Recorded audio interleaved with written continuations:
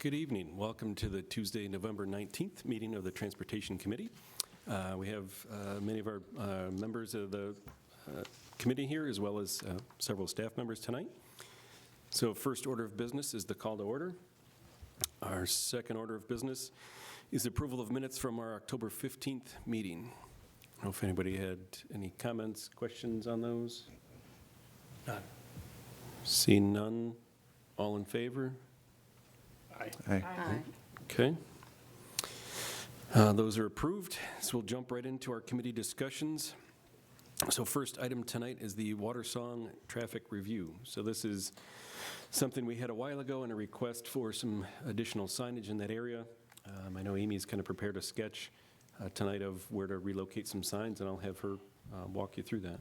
Sure, Yep, like you said, we did a review of this neighborhood and determined that there were no speed limit signs in the neighborhood aside from at each entrance. So we had brought a proposed signage map to the committee previously, and based on comments from the committee, we've revised it. So I'm bringing it back to you. We just have 6 additional speed limit signs, one on each side. For the neighborhood, just as a reminder as you're driving through the neighborhood. So unless anyone has any comments or questions, if we're happy with this map, we can present it to the board. We have to do a resolution with the town board to authorize moving ahead with the signage. Sure. Any thoughts? So refresh my memory, there was no speed limit signs within the whole subdivision, or just one when you enter? So There was just one at either entrance. correct. So yeah. just the two off of 5 Mile, but nothing internally, so. Okay, that's a while ago. It was wild. Yeah, Okay. it was a while ago. Yep. No, my memory's not that good. Okay. Okay. So Sounds like we're good. seeing everybody's good with that, then we'll move forward with a resolution to the town board to authorize the installation of those, and then we'll get them to our DPW director and his crew to get those put in. Okay. Thank you. So next item, and we kind of split it out, but we'll first talk about Willow Pond traffic study request. So this is coming through from the planning board. So as Amy's pulling up the map, we have a proposed new development, so 2 apartment buildings going into the empty space that she's highlighting. So if you're familiar with the area off of Penfield Road, you have Willow Pond Way that comes in. There's 2 office buildings there now. So the 2 office buildings there. There was and still is an approval for a 125-bed senior living facility. And that empty space, they never built that, but they started construction on the site, so it preserved their approvals for that. Back before the planning board now, as well as will be before the town board, because it is in a PD district, so that has to go to both planning board and town board. One of the items that came up, and obviously there's concerns about additional traffic in the area, concerns about speed in the area, but one of the items came up was talking about pedestrian connectivity through that space. So in reviewing that, and I don't know if the aerial photo shows it, there were crosswalks at the connection between Willow Pond Way and then Willow Pond coming in. And I believe in our last oil and stone go around in the neighborhood, those got oil and stoned over. So the crosswalks, and then if we go to Google Street View, I think at some point you could see that those existed. So I would expect from this group, the first recommendation is to spray paint and put the crosswalks back in. I drove through there today. The sign still exists, so that shows the signs indicating where crosswalks should be. I think there was also, thank you, Amy. So it shows we had crosswalks striped out on all 4 corners. We do now have signage there for the crosswalks, and then unfortunately, oil and stone came through. So you can see the image of the crosswalks, street signage for it, but the crosswalks went away. So I think the first recommendation I'm expecting from this committee is let's stripe and put the crosswalks back in. I think the second request was for PED lights, so to have the reflecting, the RFBs put in at the entranceway, and I think that would expect would take a deeper dive and review of that request. But that was a request from the planning board, was for this committee, based on the comments, was to have this committee kind of weigh in on that and weigh in on that situation. It was deferred to the state DOT. since the state is the controlling body for 441, they reviewed it and said, based on there being a traffic light at this intersection, multiple points of access to the neighborhood, the amount of traffic from 88 apartment units didn't cause any additional concern for the state and didn't warrant anything on their end to make any changes on 441. So based on that, that's not our road, not our jurisdiction. Our jurisdiction falls under the side roads. So that's coming back is what can we do for pedestrian safety? What can we look at for crosswalks, or if needed, we can do a further study into whether, ped lights make sense here. So I have two questions. Sure. First of all, is the apartment going to have an entrance onto 441? It will not. Okay, that's good. And number two, are they going to continue the sidewalk down in front of that vacant lot? 'Cause it didn't look Across like- their parcel, it will, yes. Okay. So if we go back, yep. So it is across the front of the two office buildings now, and then it stops at the vacant parcel. They are going to obviously continue to cross their frontage and then return it back to Willow Pond Way on the shoulder there. Okay. Obviously, then we'll have sidewalks internally to the apartments that will go in. I know with the past, we've looked at sidewalks for Willow Pond Way. I know the neighbors have asked for them. We've shared, they have very short front yards, very short driveways. It's going to be a challenge. We have a lot of vegetation to remove and landscaping and parking issues. So I know they've asked, we've looked at it. They've not wanted them at the time. Obviously that's something we can revisit at some point down the road if the neighbors still want it, or to come back and look at it. But we did put them on Sanders Farm, so that's the road on the west side. We put those in fairly recently. And then obviously with the apartments, we'll put them on, the front of the apartments and then restripe, the crosswalks at that intersection. Just looking if there's any other thoughts, comments from the committee on other things, with that. I say, I understand the neighbors' concerns. I understand the concerns with speeding. We've looked at this area, for those that have been on the committee for a long time. We've looked at this stretch of road many a time. We had the cart out there. We've, had the feedback cart. It is a very, curvy, road through that area. There are the houses are close to the road, so it feels like the cars are going much faster. We did at one point add in a three-way stop, so at the intersection of Willow Pond Way and then Sanders Farm, that is a signed three-way stop at that intersection right there. Amy's kind of highlighting that. Spot locations, that's one of the things we've done in the past. I know we've had requests for speed humps through here. Obviously, that would push cars into front lawns and take the concern out of the road into somebody's front lawn as people try to drive around them. So I know we've had that conversation with the neighbors before. Didn't know if there was other thoughts or feedback from the committee, but this did come from the planning board. They did want us to They take a answered, look at Mark, this. some of my things I was going to ask, but I'm kind of the relative newbie, so I'm learning. And you need, obviously, easements to try to put sidewalks going west. We would. That's why I say we've looked at it. We've not done a formal design. We've met with some of the neighbors and just said, based on logistics, landscaping, we've got to take out much of the landscaping in the front. We've now got sidewalks. We've got, very short driveways. Now you've got cars parked on driveways. And then as we shared some of that stuff, the neighbors, at least at that point in time, weren't as interested in sidewalks. But yes, we would need to negotiate easements through there, get into a formal design. If that's, the approach that, they wanted to request, and ultimately that would be a decision by the town board. So, anybody listening at home, last year we had $3.6 million worth of requests for sidewalks across the town. Obviously, we don't have a budget that large, so people, as they put in the requests, we collect them. If you have petitions, those help. But that ultimately is something that the town board decides on. We hold a public hearing in the springtime, and then the town board decides, where we allocate those funds each year. But right now, we're working on 2026. The town board did already allocate the money for 2025 to Jackson Plank and 5 Mile, in conjunction with some ARPA funds, but the county is looking to share a 50% cost with that. So at this point, we're talking 2026 sidewalks. Thanks. Sorry, I know you said you had a couple of questions. I don't know No, if I- you've answered all of them, so you're good. Thanks. So I don't know if there's any other feedback. I think obviously the crosswalks are important. We can, look and see whether a ped button is warranted at that location.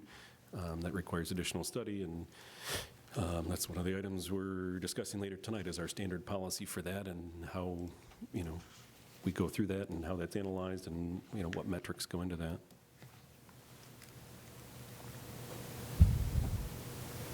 Okay. Okay. I guess we'll pursue the crosswalks and we'll look at the ped buttons unless anybody else has any. How long are those crosswalks, when were they put in? Wasn't it 18 or 19? Was it? Thought it was after we did the sidewalk project towards Wegmans. Okay. Yeah, over to Crown Oak, so, yeah, they existed in 19, and then, obviously, were probably slated to be replaced, and just somehow, So Didn't make the did list with they, did we collect any ped data at that time? Before they were when put they in? were put in, I'd have to go back and look and see. Yeah. I think it was, they came after an accident in that area. So I don't recall us I know- getting ped data. I know we reviewed lighting at that time, there's lights on the end of Mhm. that divided island, so I know right where Amy is, there's a new light pole there, and I think the light was out at some point in time, and that kind of led into some of the accidents, so I know that's been reviewed and looked at, that lighting and upgrading those to LED lights, which we've upgraded lights across the town to LEDs, so hopefully there's better visuals coming in, but as people are coming off that traffic light, I can understand they're coming off of 441 and then, end up speeding into the neighborhood, and want to make sure that's a safe situation for people to cross. Mhm. Okay. Okay. I kind of, sorry, segued part into number 3, but if you want to share anything else I missed on speeding concerns in Willow Pond? I think you covered most of it, so the only other thing I would add is that based on the data that we had collected in 2021 was the most recent count, we ran a traffic calming analysis on this stretch here, and at this time it doesn't warrant physical measures, but something to keep an eye on. And obviously with the two new apartment buildings, if those move ahead, with the boards, obviously that'll add additional traffic and something we can follow up on, once those go in, is doing traffic counts and, see what the impact it is, and then come back if we need to do further studies. Okay, so that kind of jumped through 2 and 3, unless anybody has any other comments on those? Okay. So on to number 4. So we had a speeding concern on Panorama Trail. Sarah, you want to? Sure. So we had a request due to speeding concerns on Panorama Trail to lower the southern speed limit. So that would be between Huntington Meadows and Penfield Road. And currently, that speed limit is 35. The request is to lower it to 25 or 30. The resident also previously requested speed humps in that area. Speed humps are not warranted, and the slope of the hill would cause those to not fit the standard for them to be installed as well. But we did do traffic counts in that area. Amy, do you want to go through the traffic counts? Sure, yeah. So I believe we had discussed these counts, I believe maybe at the last meeting. We put the traffic counters down in mid-September near Lost Mountain Trail on Panorama Trail, and also up on Panorama Trail near Huntington Meadows, so 2 locations. And in both cases, we got an 85th percentile speed of 40 miles an hour. And I know additionally there were some questions last time about 85th percentile speed going uphill versus going downhill. So I did look at that as well. And the 85th percentile speeds in both directions, so north and south, and also at Lost Mountain Trail and Huntington Meadow, everything was 40 miles an hour. So either 39 miles an hour or 40 miles an hour for the 85th percentile speed. With that, we are reviewing, with that, generally, that would not warrant lowering the speed limit, seeing how, as residents are going at that higher speed, obviously that higher speed is higher than the speed limit. Looking at our traffic calming manual, that would warrant enforcement and education. It would not warrant physical measures at this time. And for the public's information, enforcement is for the sheriff's office to be requested to go out and enforce the speed limit. And education is to put our driver feedback machine or traffic cart out for residents. We were hoping to do that since September, but that machine is not currently available. So that would have to come when availability comes for it or the town gets another one. So I'll open it up to the committee for any questions or added thoughts or recommendations. So now Panorama does have a section of 25 at the top. So coming off of 286 or Browncroft Atlantic down to, I believe, Dogwood Trail. I think the cul-de-sac off the west side, and I think that's where it switches on both sides of the road. It goes from, and that's kind of a twistier portion at the top, and then you kind of start to descend the hill and the road straightens out a little bit. So there is a portion of 25, both going north, starts at Dogwood Trail, and then it switches from 25 to 35 going down the hill from Dogwood. And that Trail on both portion, sides. that portion with the lower speed limit of 25 also has houses closer to Yep. the street. Closer to the road, more denser housing than the Yep. rest of the. Yep, it's much more residential there. As you get to the lower portion, the homes are off the road and on Right. either private drives or well off the road. So as this committee knows and understands, people then feel you can go faster, and obviously that's why there's an 85th percentile. People feel comfortable going 39, 40 miles an hour. So I think this is similar to, we've got another road in town that the speed was arbitrarily put lower, and I think we've seen that that's caused more issues with, some people are going that speed, other people are going the speed they feel comfortable with, and now you've got two conflicting speeds on the road, which either can lead to road rage or, Other complications. other complications or issues with that. So the request came to us. We said, obviously, share that with the committee and your thoughts. I understand the person's concern about speeds on Panorama. I understand their concerns about trying to slow people down. Arbitrarily lowering the speed limit to something below what it is now, one that's a major change for the road, and then, does that create other issues that, are kind of unforeseen with that? Yep. Thoughts? I got to scoot in a minute, unfortunately, but my only thought was, I'm not sure if it was a pedestrian concern, but there is a sidewalk on the west side, I believe. Yep. It actually sits back from the road a little bit. So I don't know if it was pedestrian-based or... So it was both a speed and a pedestrian concern. The very first request that came was for a crosswalk. That area, a crosswalk's really not warranted. And it wouldn't be a very safe area to put it in. No, wouldn't think. But that's part of why other avenues are being pursued in this way. I see. Thank you.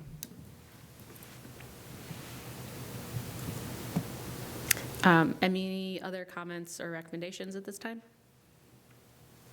Seeing none? So at this point, Jeff? we'll leave it at the 35 unless the committee thinks otherwise. Education. Okay. And Yeah. enforcement, we've got the sheriff's office here tonight. We'll ask them to continue to patrol that area and keep people at the speed, but just wanted to give the person the due that, we asked the committee, and if there was a thought to lower it, that it wasn't just the engineering department saying that, this committee also had an opportunity to weigh in. It's posted for 35, and our 85th is 39. Correct. It's posted correctly. It's pretty good. That's kind of where we were, and just, And speed humps on this road is absolutely out of the question. Oh, no kidding. Just the geometry of the road wouldn't allow for it. There's many more factors that would suggest that speed humps are not appropriate here. That's Yep. not the only one. Okay. We concurred with that, just wanted to get the committee to, obviously, the public asks, we've told them no, we've shared our concerns why. Often they don't like our answer, or, so we share it to the committee at large, and just, they've got an opportunity for others' input, and it's not just us saying no for, if they think it's an arbitrary reason, we're saying no, or why we're not agreeing with them. So we understand the concern with speed on Panorama. We understand, their concerns with trying to walk and be safe. We'll work with the sheriff's office to, continue to patrol the road, and, when we get our speed feedback cart back up, we'll put that back out there, but artificially lowering the speed limit was not our ideal choice to do that. Okay. Thank you, committee. Next up, Amy, if you want to go back through our draft policies that are on the table. Sure. Yes, so we've been looking at 3 policies with this committee. So we have the crosswalk policy, speed hump policy, and RRFB policy, which is the rapid flashing beacon policy. So I know we quickly went over these last month, and they've been shared with the committee. There were a couple of comments last time that I've incorporated into the policies. So one was a question about advanced signage placement for crosswalks, and although we would always fall back on the MUTCD for signage placement, I've just made sure to add in a specific sentence directing people to the most current version of the MUTCD for signage placement. And then I know there was some question about wording in, I want to say, the RRFB policy, so I just made sure to update that. Aside from those 2 changes, are there any additional questions or comments about any of these policies? I think the idea would be that once we have them to our satisfaction, that we would bring them to the town board as a recommendation to adopt. I think most things that were initials were spelled out, but under crosswalks, one of the bullets, I think under number 5, uncontrolled locations, I wasn't sure what AASHTO. I'm guessing we'd be the ones reading this mostly, right? But I still didn't know what that meant. ASHTO is a regulatory group, Okay. so that's what Yeah. that stands for. We can write out. We can write out what the acronym is actually, and then just put ASHTO in Because abbreviation. some are known, some of the So- acronyms are known, but They're known in our field, but Right. you're right, they wouldn't be known to every Yeah, to the resident. general public. So it's a valid item. okay.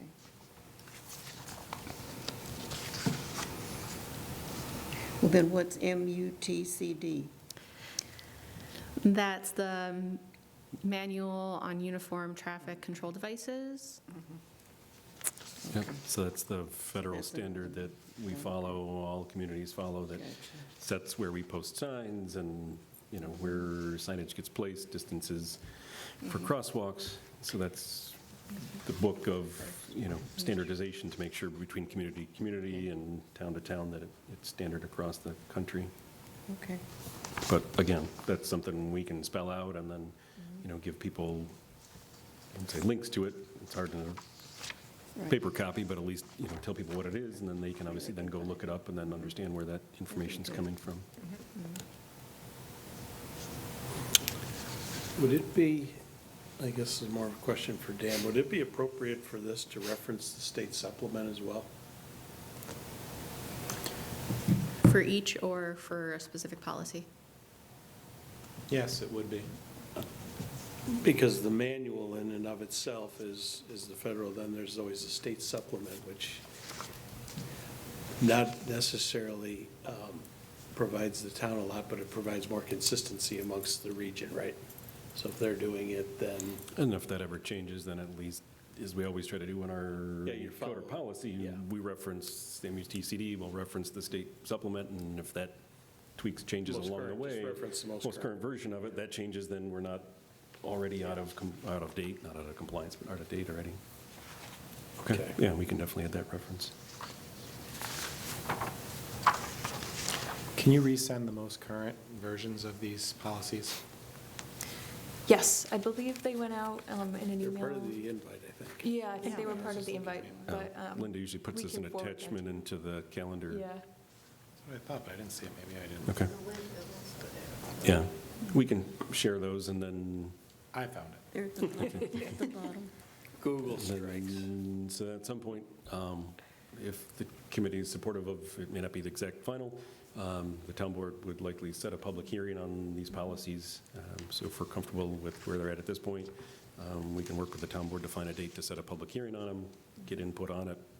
We'll take public comment back and then come back to this group to, discuss that comments that we got, and then if there's changes that are needed or wanted to the policy. What if during the public comments, there are more residents that want speed humps?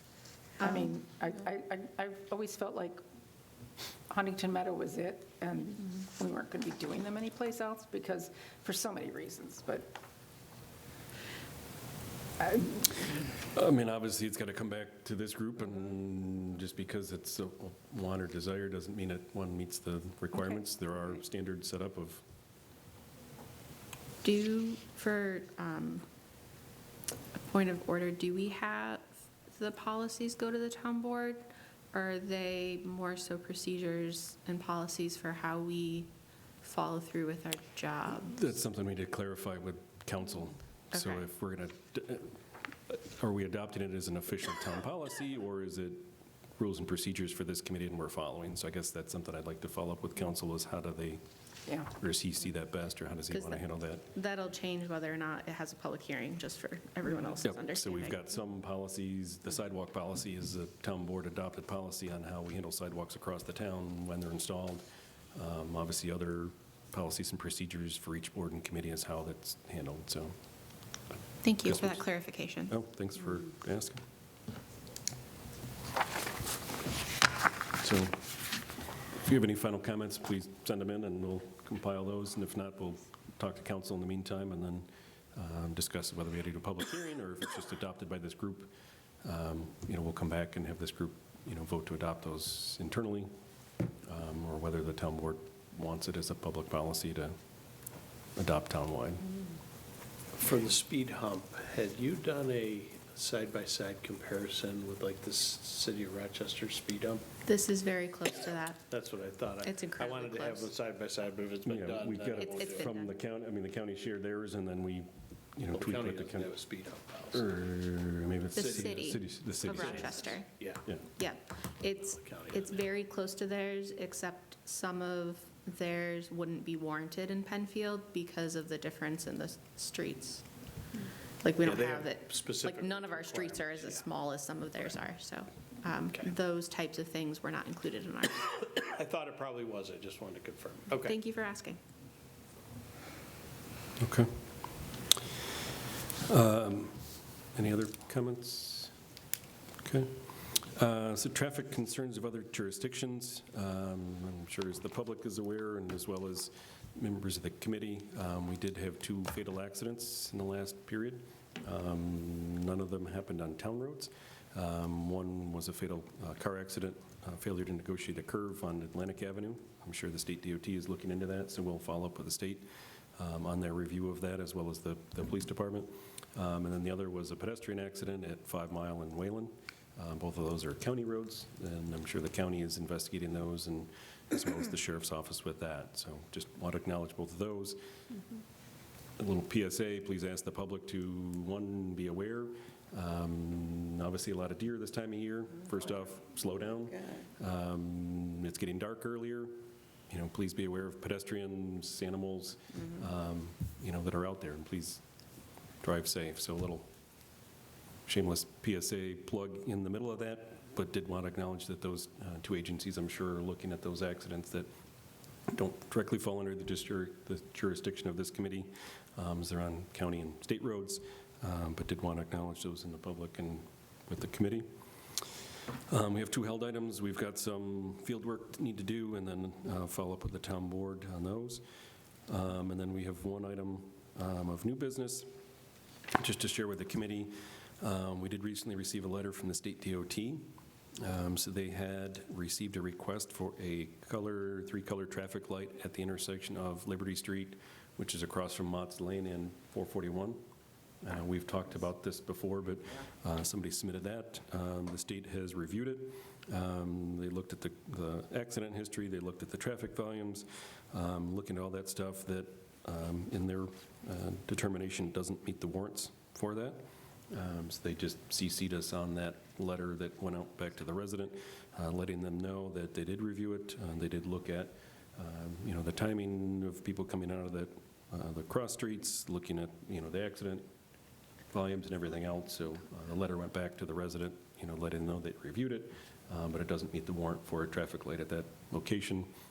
But again, just wanted to let this committee know that that was received by the state DOT to us. That just came in this week, so that's why it wasn't on your agenda, but wanted to add that as a new business item to make you all aware tonight that we did receive that and is acknowledged from them.